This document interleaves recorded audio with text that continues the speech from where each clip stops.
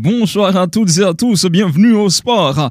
Ratons de peu la qualification pour la Coupe du Monde FIFA avec la sélection nationale. Melchida El-Dumornay vient d'être désignée meilleure jeune joueuse du championnat de la CONCACAF et en veut le sacre des États-Unis. En seulement 3 matchs, Carventina a séduit les observateurs. C'est un nouveau prix pour la perle rare du foot féminin haïtien qui avait été sacrée meilleure jeune joueuse au monde par le magazine Goal. L'expansionnaire de l'Académie Camp Nou sort d'une excellente saison sur le plan individuel au stade de Reims. Son aventure au club rémois pourrait prendre fin cet été car l'ancienne star de la Tigres se trouvait dans le viseur de plusieurs clubs dont le Paris Saint-Germain, Chelsea et Manchester City.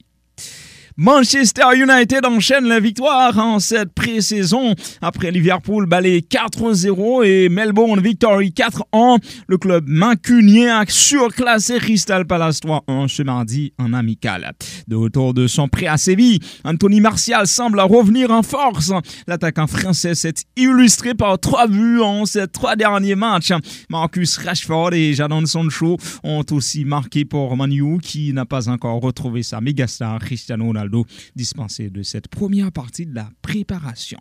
Arsenal fait 16 emplettes à Manchester City après le coach Mikel Arteta débarqué il y a un peu plus d'un an. Le club londonien vient de recruter 2 autres membres des Sky Blues.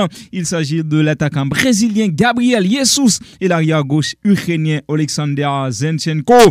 Gabriel Jesus s'intègre parfaitement dans le groupe où il retrouve ses compatriotes, le directeur technique Edu et les joueurs Chamo, Gabriel Margalès et Gabriel Martinelli. L'Atlético de Madrid renomme son stade. Ce n'est plus le Wanda Metropolitano, mais plutôt Civitas Metropolitano. Civitas étant un groupe immobilier qui a signé avec l'Atlético un projet axé sur le développement durable qui intègre les 17 objectifs de développement durable définis par les Nations Unies.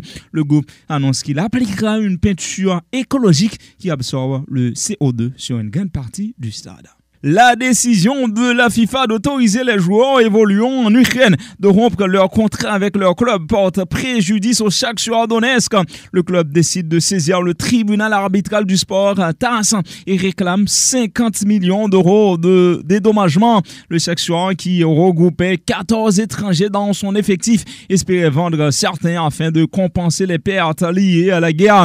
En raison de la décision de la FIFA, le FC Shakhtar a perdu une chance de transférer 4 joueurs étrangers pour un montant total d'environ 50 millions d'euros, a écrit Sergei Palkin, le patron de l'équipe, dans une lettre adressée au président de la FIFA, Gianni Infantino, jusque-là sans réponse.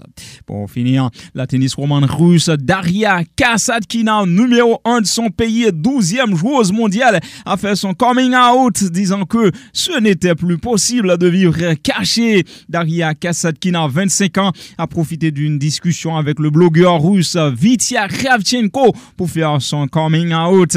Relatant qu'elle a eu une petite amie. Kasatkina avoue avoir été inspirée par l'exemple de Nadia Karpova, une star du football féminin russe qui a également fait son coming out. Elle a dans la foulée dénoncé l'homophobie sévissant en Russie. Fin de la rubrique sportive. Merci de l'avoir suivi.